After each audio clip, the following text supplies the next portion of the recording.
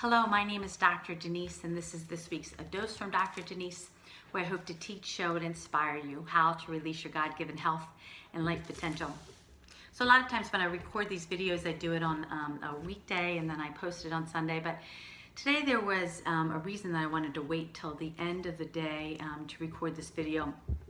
And I'm reading a book right now. I'm about 80% through, called Educated. So one of my local girlfriends, Kathy, is starting a book club, which is exciting for me because I've never belonged to a book club. I downloaded the book a couple weeks ago, but I wanted to not read it till the week before, so it was fresh in my mind. It's a bestseller. And I have to tell you that it's really hard. It's a little bit disturbing. It's and certainly important to read and understand these type of topics. But it's about a Mormon family from Utah, and with their hard, fundamental biblical views of how they raise their children. And it is an extreme case of really just brutality of how they treated their children. They didn't educate them, and somehow miraculously this one woman went on to become a scholar and received scholarships to Cambridge University, and she was completely self-taught, and the whole book is about that. And the reason that the book has been hard for me to read is because I get such incredible joy out of being a faith-based, God-believing. I even want to stop using the word God-fearing, because I don't fear God. I have such a strong and deep faith in the joy of how God lives and through me, that when you see religion destroying people's lives, it literally breaks your heart.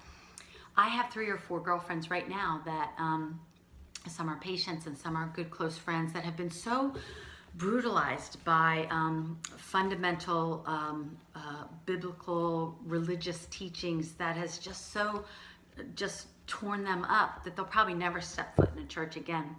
And so I had an analogy that kept coming up to me, and I have to share it, and it's about green peppers. So stay with me. This is a different dose for sure. When I was little, I hated green peppers. I gagged at just the smell of them.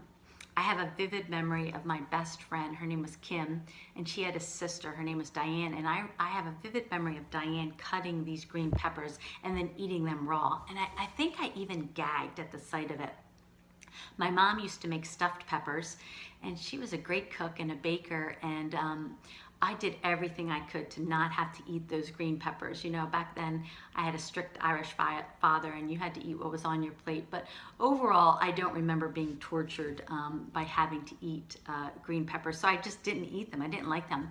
And I don't know when it was in my adulthood, but at some point I obviously started liking them. And I eat green peppers probably every single day now, whether it's on my salad or cooked, so raw or cooked, and I love them. And I don't know when I acquired a taste, but for some reason that analogy keeps coming back to me with how I found my faith.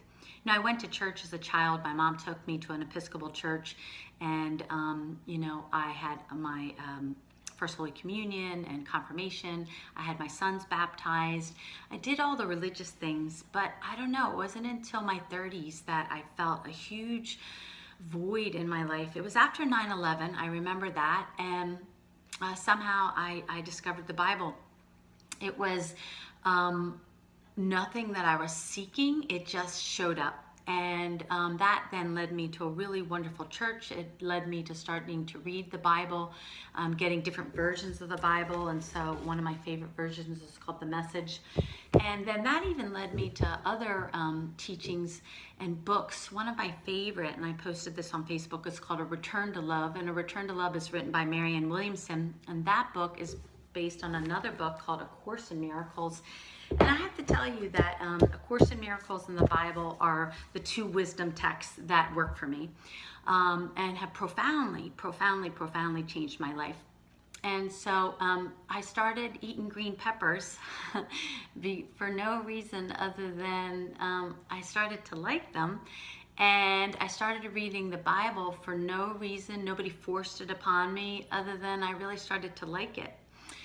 And it's it is the analogy that I wanted to share with you. There are so many people that are hurt by religion. So obviously, millions and millions of people have been killed over religion and over God. And when we then turn our back on it completely, we throw the baby out with the bathwater. So what I wanted to do is just quickly share the three things that being a faith-based person means for me. The three things that I really learn out of my texts. And the first one is what you're already familiar with, very familiar with, which is the golden rule, which is to do unto others as you would have done to you. And that showed up in my life this week when I was at a gas station. I was filling up my tank. In Texas here, you have to pump your own gas, unlike New Jersey, where I came from. Someone does it for you. So you're pumping your own gas, and there was a homeless man that was going around trash can to trash can by in the gas station, taking out the aluminum cans. And I was watching him do it, and he came up to the trash can right by my pump. And I went into my car because I always keep a protein bar and a bottle of orange soda in a brown paper bag. I do that in Beaumont because there's so many homeless people that you'll see 3 and 4 a day. And so where I can, I try to give that to them. And then I opened up my wallet and I gave him a couple bucks. And he said he hadn't eaten that day and he was so incredibly grateful. And the woman before me watched him come around, and then she shunned him with her hand. So before he got to me, I thought of the golden rule that if I were homeless, I would want someone to treat me like a human being, to look me in the eye and just be gracious with me. And so I try to do that with my fellow human beings. The second thing that my religion and my faith has taught me, when Jesus was asked what is the greatest commandment, he said to love your God with all your heart, mind, and soul. And the second is like it, and that is to love your neighbor as you love yourself. And of course, I absolutely love that. I've talked about that before, because before you love your neighbor, you have to love yourself. You have to put your oxygen mask on first. And I so believe in self-love and self-care, because if you can't care for yourself, how will you give out of your abundance? And so I love that.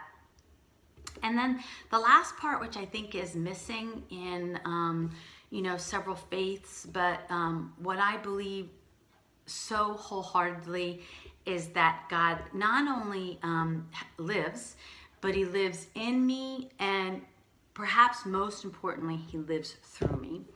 So when I knew what I wanted to talk about today, I wanted to look up the scripture that says, greater is in me than is in the world. In other words, I can do greater things with God's help than I could do on my own in the world. And when I went to look up that scripture, I found that it was in 1 John, but then I found something that was even more incredible, if you will. And I want to read that to you, and I want to finish on this. And so this is out of this Message Bible. And I think it absolutely, positively, completely summarizes what it means to be a God-filled, faith-based, loving child of a universal energy that works in and through you and is here to serve the world. And in 1 John 4, verses 17 and 18, it says, God is love. When we take up permanent residence in a life of love, we live in God, and God lives in us. This way, love has the run of the house, becomes at home and mature in us, so that we're free of worry. And it goes on to say, and this is really incredible, it says, there is no room in love for fear. And we certainly have so much fear in this world. Well-formed love banishes fear. And since fear is crippling, a fearful life, fear of death, fear of judgment, is a life not yet fully formed in love. And it goes on to say, lastly, we, though, are going to love and be loved. First we were loved, now we are loved. If anyone boasts, I love God, and goes right on hating his brother or sister, thinking nothing of it, then he's a liar. And that's all I want to share with you today. So have a wonderful week. I pray that your faith is the foundation of your life, and out of the abundance that you're given in this wonderful life, wonderful things will flow in and through and to others. Peace out.